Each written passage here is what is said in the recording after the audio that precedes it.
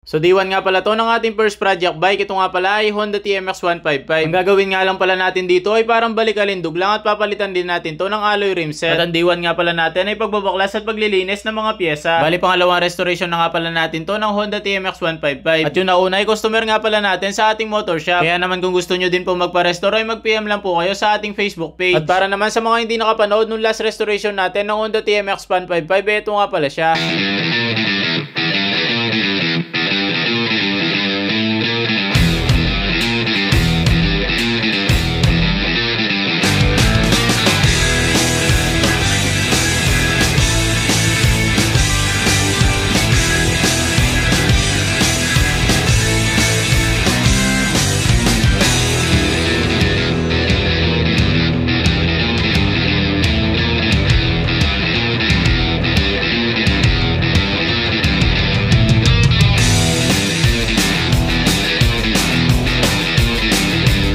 So inumpisa na nga pala namin dito ang paglilinis ng aming pwesto. Para bago natin baklasin ang ating Project TMX ay maliwalas at malinis na. Kaya naman pagkatapos natin maglinis ay pinwesto ko na ang ating Project TMX. Pa-comment down below na rin kung anong magandang pangalan ng ating Project TMX. Inumpisa na nga din pala dito ni George ang pagbabaklas. Inuna nga pala niyang tanggalin dito ang bangko at tangke para makita lahat ng mga tornilyo na dapat baklasin. Kumuha na nga din pala ako dito ng isang kahon para lagayan ng mga tornilyo. At para siguradong hindi magkulang at maitabi natin ang mga ito. At dumating na nga din pala dito ang mga George. Pagtulungan na nga daw namin ito para mapabilis ang pagbabaklas. Kaya naman nagkanya-kanyang pwesto na kami para makapagbaklas. Sabi ko nga sa kanila ay baklasin ang dapat baklasin. Kaya naman siguradong ilang minuto lang ay magiging 6,000 pieces na ito.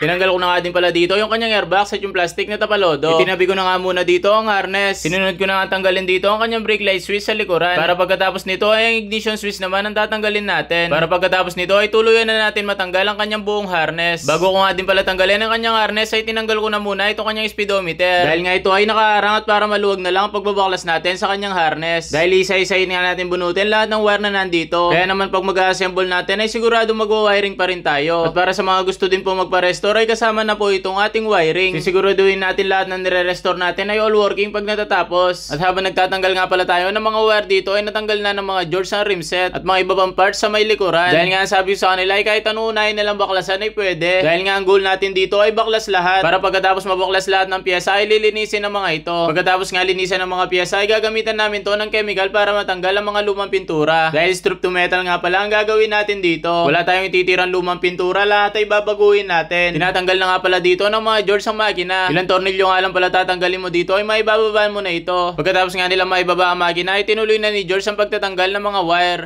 Inisa-isa na nga din pala niya ito para matapos lahat. At pagkatapos nga niya matanggal dito ang handle switch ay binaliktad niya ang ating Project TMX. Nagmukha tuloy bisikleta ang ating nire-restore. Ang ating Project TMX ay nagmukhang BMX. At kaya nga binaliktad dito ni George ay para hindi na rin siya mahirapan ng pagtanggal ng brake cable. Tinanggal na nga din pala dito ni George ang front axle para matanggal na ang kanyang rim set. At napansin ko nga dito yung dalawang push rod ay nasa ulo ni George. Pinagtataka ko lang hindi pa tayo nagbabaklas ng makina pero nasa kanya na yung mga push rod. At nandito na nga pala tayo sa pagtatanggal ng mga front shock. Niluwagan na nga pala ni George sa mga tornilyo para matanggal na ang mga ito. Sinabay na nga rin pala niya tanggalin yung mga shock cover. At tinignan ko nga din pala dito yung oil seal ng mga front shock. At ibiniliktad na nga din pala ni George dito itong chassis. Dahil manubela at tipos naman ang kanya susunod na tatanggalin. Pinagtulungan na nga pala namin ito para matapos na ang pagbabaklas. Dahil ito na nga pala ang huling babaklasin. At pagkatapos nga lang ng minuto ay natapos na natin ang pagbabaklas. At ito na nga pala lahat ng pyesa na nabaklas natin. Makikita nyo naman kung gaano kadumi. Kaya naman hindi pwedeng hindi linisin ang mga piyesang ito. So ito nga lang pala magagawa natin sa day 1. Ang pagbabaklas ng mga piyesa at paglilinis. At ito na naman pala tayo sa point na stock up ang center stand. Kaya naman nag-decide na kami na wag na lang tanggalin ito. Dahil same color lang naman ang ating center stand at chassis. Kaya naman yung rear foot peg na lang ang tinanggal natin dito. At pagkatapos nga dito ay nilinisan na ng mga George isa-isa mga piyesa. Inilatag ko na nga din pala dito lahat ng piyesang lilinisin nila. Talagang mapapasubo na naman ang mga George nito sa paglilinis. Pero basic na nga lang daw sa kanila yan ang sabi nila. Kaya naman kung magpapa-restore din po kayo ay dito pa lang sa day 1 makikita nyo na sulit na. Dahil talagang iisa-isahin at lilinisin namin na maigi ang mga pyesa ninyo. Dahil nga dito sa Pops Bry Motor Shop ay cleanliness is the best policy. Habang naglilinis nga ng pyesa, mga George ay kinuha ko na itong dalawang rim set. Puputulin na nga pala natin yung mga rayos nito at kukunin lang natin itong kanyang hub. Dahil nga sa pag-assemble natin ay magpapalit na tayo ng alloy na rim. So dito na nga pala nagtatapos ang ating day 1, ang pagbabaklas at paglilinis ng mga pyesa. Kaya naman po maraming salamat na agad sa mga susubaybay sa ating Project TMX. Kita-kits tayo lahat sa day 2.